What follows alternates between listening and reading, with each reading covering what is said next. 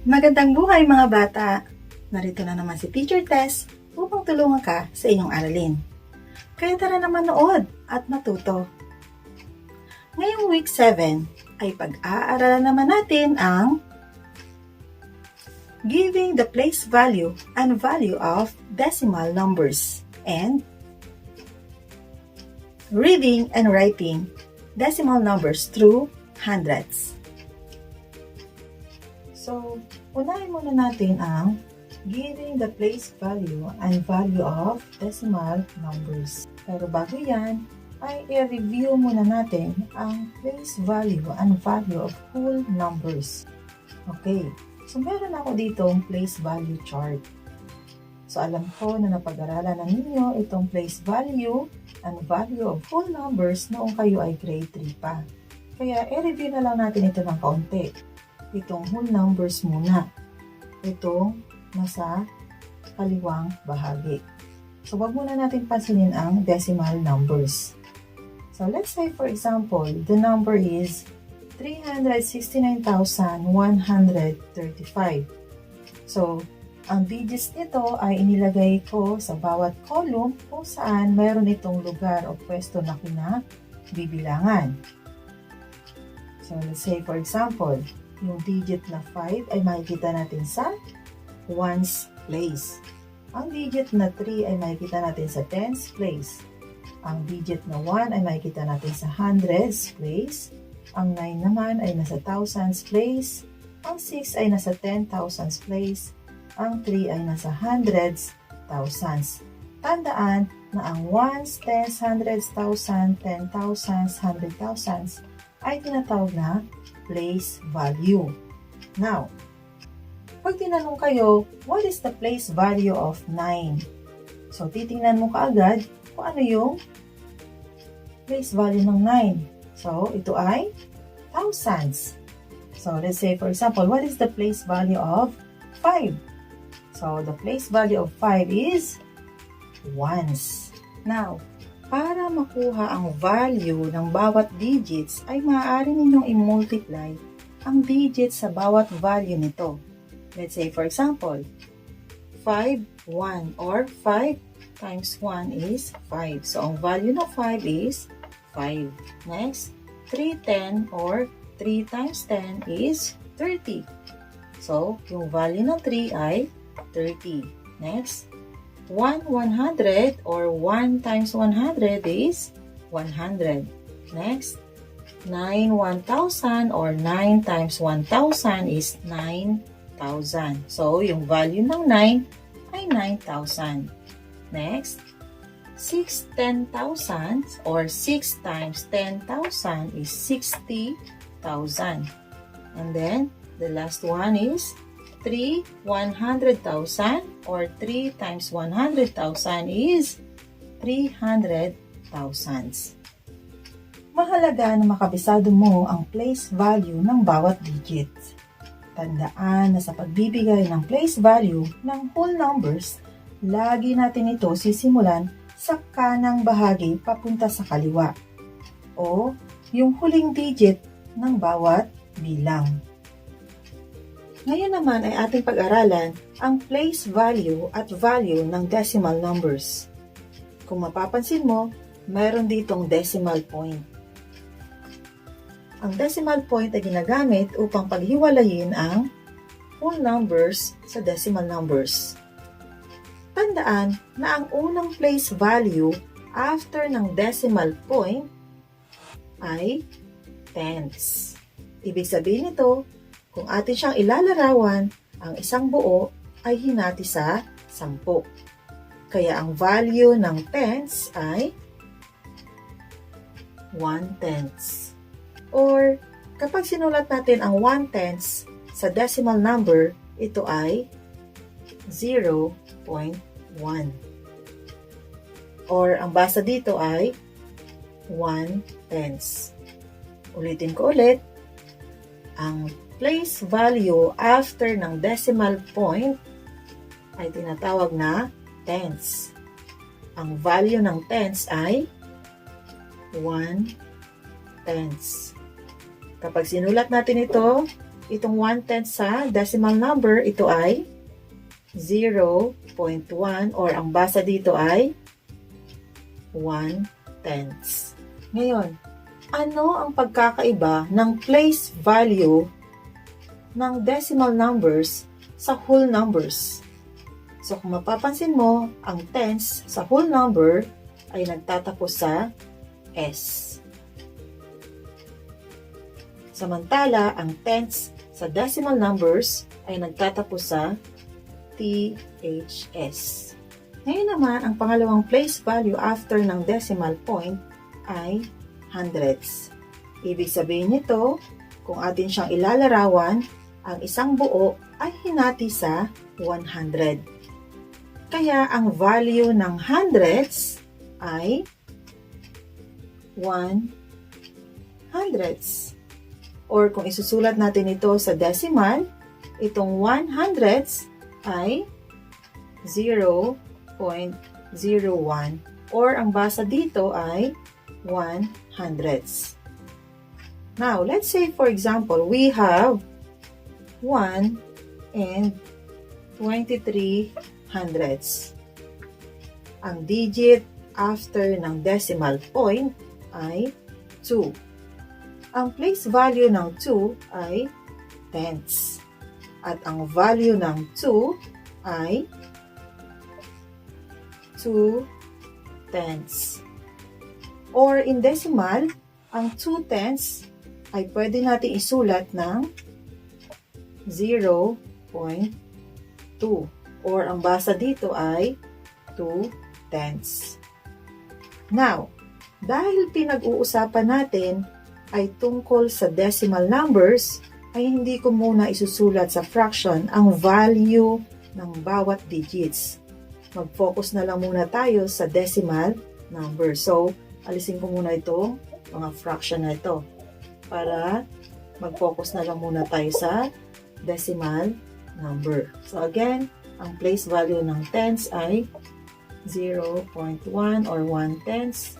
Ito namang hundredths ay 0.01 or 1/100ths. So, kaya ko lang sinusulat ang value sa fraction kasi tandaan natin na ang decimal numbers ay maaari rin natin isulat sa fractions. Again, ang value ng 2 ay 0.2 or 2/10. At ang value ng 3 ay 0.03 or ang basa dito ay 3/100ths. Now, nagtataka kayo siguro kung bakit may nilagay akong 0 bago ng 3. Kasi po, kung isusulat ko ay 0.3, ibig sabihin niyan, 3/10 lang. At hindi siya 300ths. Kaya para maging 300ths, ay lalagyan natin ng 0 bago ng 3. Kasi, ang 100 ay mayroong dalawang 0. Kaya dapat, dalawang digit ang isusulat natin after ng decimal point. At dahil ang 10 ay may isang 0 lang, ibig sabihin, isang digit lang ang isusulat natin after ng decimal point. Let's say, for example, we have to identify the place value and value of the underlined digit. Let's say, for example, number 1, 0.4 or 4/10. So, ang may underlined digit ay 4. Ang place value ng 4 ay tenths. Ang value ng 4 ay 0.4 or 4/10. Next, number 2. 2 and 7/100ths. So, ang may underlined digit ay 7. So, ang place value ng 7 ay hundredths. Ang value ng 7 ay 0.07 or 7/100ths. Next, 25 and 6/100ths. So, ang may underlined digit ay 0. So, ang place value niya ay tenths. At ang value ng 0 ay 0. So, hindi na natin kailangan isulat ang 0.0 or 0 tenths. Okay? Next, number 4. 8 and 8 hundredths. So, ang place value ng 8 ay hundredths. At ang value ng 8 ay 0.08 or 8 hundredths. Next, number 5. 0.15 or 15 hundredths. So, ang may underline digit ay 1. So, ang place value niyan ay tenths. At ang value ng 1 ay 0.1 or 1 tenths. Ngayon naman ay pag-aaralan natin ang reading and writing decimal numbers through hundredths. Let's say, for example, kailangan natin basahin ang decimal number nito. Tandaan, kapag may whole number, ay una natin itong babasahin. At itong decimal point ay babasahin natin as end. Itong decimal number ay babasahin natin katulad ng pagbasa sa whole number. Pagkatapos, babanggitin lamang natin ang place value ng nasa dulong digit. So, kung babasahin natin ito ay 5 and 46 hundredths. Kung isusulat naman natin ito, isusulat lamang natin ang 5. And then, ang decimal point ay susulat natin as end. And then, ang basa dito ay 46. At, ang sabi ko kanina, kailangan nating banggitin or isulat ang place value na nasa dulo. So, hundredths. 5 and 46 hundredths. Let's say ito naman ang ating babasahin. So, since may whole number, ibig sabihin, siya muna ang ating unang babasahin. So, 9 and 2 tenths. So, dahil nag-iisa lang si 2, ibig sabihin, ang place value ng 2 ang ating babanggitin sa dulo. Kasi siya lang ang nasa dulo. Okay? So, susulat na natin. 9 and 2, ang place value niya ay tenths. So, 9 and 2 tenths. Now, what if kung ang whole number ay 0? Tandaan, kapag ang whole number natin ay 0, ay hindi na natin ito babanggitin. So, ang babasahin na lamang natin ay ang decimal number. So, sabi ko nga kanina, kapag nagbabasa tayo ng decimal number, ay katulad lang din ng pagbasa natin sa whole number. So, ang basa natin sa bilang na ito or sa number na yan ay 19. Pagkatapos, dahil ang 9 ang huli, ibig sabihin yung place value ng 9 ang ating babanggitin, which is hundredths. So, kapag binasa natin ito ay 19 hundredths. So, isulat naman natin ngayon. So, 19 at yung kanyang place value, hundredths. So, 19 hundredths. Ngayon naman ay sagutan mo ang sumusunod na learning task sa iyong kwaderno. At para bigyan ka ng sample kung paano mo ito sasagutan, ay sasagutan ko ang ilan sa mga bilang sa bawat learning task. Good luck! Para sa learning task 1, give the place value of the underlined digit. Para bigyan ka ng sample kung paano ito sagutan, ay sasagutan ko yung number 1 at number 2. Okay. Number 1, ang place value ng 5 ay hundredths. Para sa number 2, ang place value ng 1 ay tenths.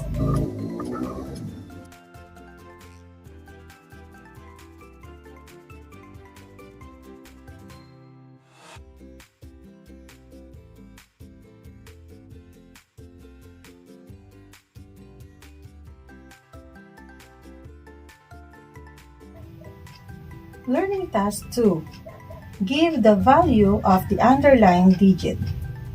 Para bigyan kayo ng sample, sasagutan ko naman ang number 1, 5, at saka 7.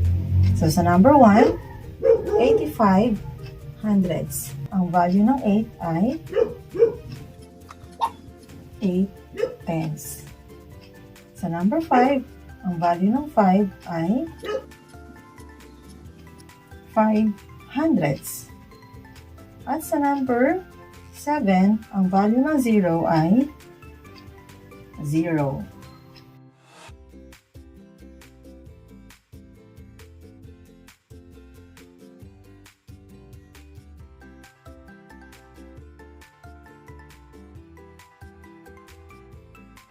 Learning Task 3. Write the numbers in the blank. So, para bigyan kayo ng sample kung paano ito sasagutan, ay sasagutan ko naman ang number 4.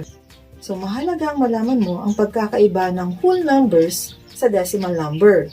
So, pag sinabi natin whole numbers, ang place value nito ay laging nagtatapos sa S. Kaya kailangan mong ilagay sa column ng whole numbers, depende sa kung ano ang place value nito.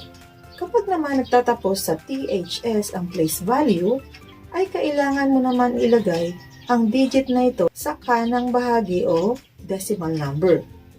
So, pwede tayong maglagay ng mga guhit na pagsusulatan ng mga digits katulad nito. So, gagawa ko dito ng 3 guhit para sa whole numbers at 2 guhit para sa decimal numbers. So, tandaan, itong part na to ay whole numbers. Ito naman ay ang decimal numbers. Now, number 4. 1 in the tens place. So, kung mapapansin nyo, ang tens dito ay nagtatapos sa S. So, ibig sabihin, yan ay whole number. So, ilalagay daw natin ang 1 sa tens place. Saan ba dito ang tens place? So, kung yung itong una ay ones, ang kasunod ay tens. So, ibig sabihin, ang 1 ay dito natin ilalagay. Next, 7 in the hundreds place. So, sabi dito, hundreds place daw ang 7. So, nagtatapos ulit sa S yung hundreds. So, ibig sabihin, whole number pa rin. So, saan kaya dito ang hundreds place? Kung ito ay ones, tens, ito naman ang hundreds. So, ilalagay natin ang 7 dito sa hundreds place. Next, 0 in the tenths place. So, tingnan nyo maigi, nagtatapos siya sa THS. So, ibig sabihin, kapag yan ay THS, ibig sabihin yan ay decimal number. So, since yan ay tens, ibig sabihin, dito natin ilalagay ang 0 sa tens place. Next, 9 in the hundredths place. So, ulit, nagtatapos ang hundreds sa THS. So, ibig sabihin, yan ay decimal number. So, ilalagay natin yung 9 dito. Now, yung number na walang nakalagay na digit, ay pwede na natin lagyan yan ng 0. So, ang number na nabuo natin ay 710 and 9 hundredths.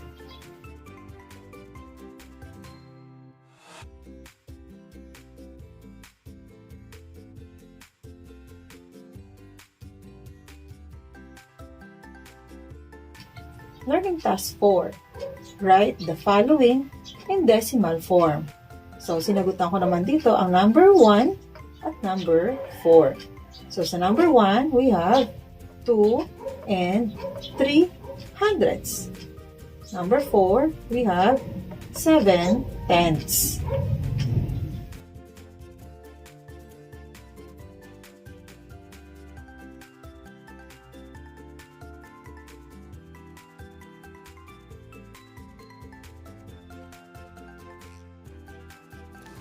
Learning Task 5. Match each phrase found in column A with the correct decimal in column B.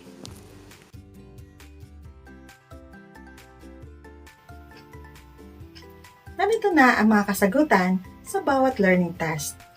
Maaari mo nang tsikan ang iyong kwaderno at ibigay ang nakuhang score sa iyong guro.